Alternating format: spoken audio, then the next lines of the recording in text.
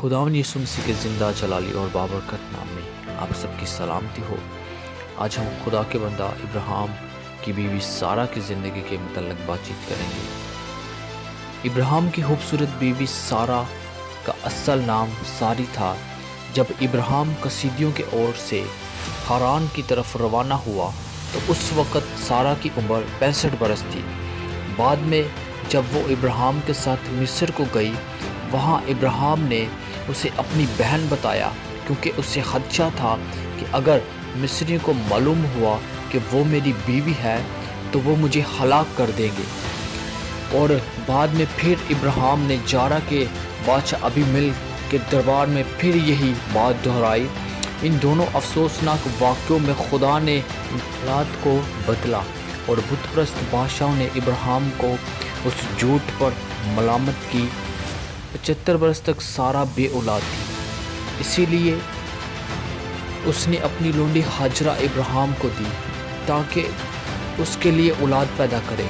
لیکن جب ہاجرہ حاملہ ہو گئی تو اپنی مالکن کو حقیر جاننے لگی۔ اس بنا پر جب سارہ نے اس پر سختی کی تو وہ گھر سے بھاگ گئی اور بعد میں خدا کی ہدایت پا کر ہاجرہ خود کو اپنی مالکن کے سپرد کر دیا، اور پھر ہاجرہ کے ہاں اسماعیل پیدا ہوا۔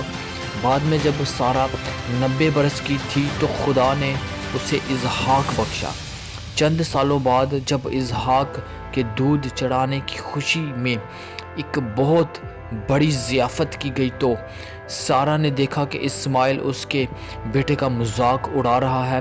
پھر اس نے ابراہیم سے مطالبہ کیا کہ وہ اسماعیل اور ہاجرہ کو فوراً گھر سے نکال دے، اور خدا نے بھی ابراہیم کو یہی ہدایت کی اور اسے یہ بات ماننا پڑی۔ سارہ نے 127 برس کی عمر میں وفات پائی اور مقفیلہ کے غار میں دفن ہوئی، جسے ابراہیم نے خاندانی قبرستان کے لیے خریدا تھا۔ سارہ کی زندگی کے بارے میں پرانا نام ساری، جس کا مطلب ہے شہزادی۔ نیا نام خدا نے رکھا سارہ، جس کا مطلب ہے شہزادوں کی ماں۔ آبائی شہر کسیدیوں کا، اور ابراہیم سے رشتہ سوتیلی بہن اور بعد میں بیوی بنی۔ بائبلی صفت شوہر کے تابع رہنے والوں کی ماں۔ کل عمر 127 برس۔ اولاد اسحاق، بائبل میں ذکر 39 مرتبہ۔ حوالہ جات پیدائش 13 باب سے لے کر 25 ابواب تک، یہ ساری انفارمیشن آپ کو مل جائے گی۔ اب ہم سارہ کی زندگی کی عمر کی تقسیم کریں گے۔ نمبر 1، سارہ ابراہیم سے 10 سال چھوٹی تھی۔ 65 برس کی تھی جب حران سے روانہ ہوئی۔ 76 برس کی تھی جب ہاجرہ سے اسماعیل پیدا ہوا۔ 90 برس کی تھی جب اسحاق پیدا ہوا۔ 127 برس کی تھی جب وفات پائی۔ اب ہم کردار کے بارے میں بات کریں گے۔ نمبر 1، خوبصورت۔ سارہ کے والدین نے اپنی بیٹی کا نام ساری شہزادی اس کی خوبصورتی کی بنا پر رکھا۔ جب وہ جوان ہوئی تو ابراہیم سے بیاہی گئی۔ خدا نے جب ابراہیم کو کسیدیوں کے اور سے اپنی پیروائی کے بلایا تو اس نے بھی ابراہیم کے ساتھ کسیدیوں کے اور کو چھوڑ دیا۔ مصر میں قیام کے دوران سارہ اگرچہ 65 برس کی تھی تو بھی اس کی خوبصورتی کی تعریف فرعون کے حضور کی گئی، اور جب وہ 90 برس کی تھی جب اس کی خوبصورتی کا چرچا جارہ کے بادشاہ ابیملک کے دربار میں ہوا۔ تاہم ان دونوں موقعوں پر خدا نے حالات کو بدل دیا اور سارہ کی عزت حرمت کی حفاظت کی۔ نمبر 2، شوہروں کی تابع فرمان بیویوں کی ماں۔ یسایہ 6 باب کی 51 آیت میں لکھا ہے کہ میں سارہ کو برگزیدہ نسل کی ماں کہا گیا ہے، اور پطرس رسول شادی شدہ جوڑوں کو نصیحت کرتے ہوئے بیویوں سے کہتا ہے کہ تم بھی اگر نیکی کرو تو اس کی بیٹیاں ہو۔ نمبر 3، ابراہیم کی تابع فرمان۔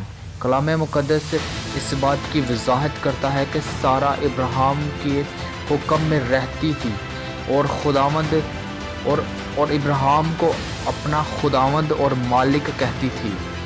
وہ اس حد تک تابع فرمان دکھائی دیتی تھی کہ مصر کے بادشاہ فرعون جارا کے بادشاہ ابیملک کے پاس رہتے ہوئے بھی یہ ظاہر نہ کیا کہ وہ ابراہیم کی بہن نہیں بلکہ بیوی ہے، اور یوں ابراہیم کی باتوں کو راز میں رکھ کر اس کی لاج رکھ لی۔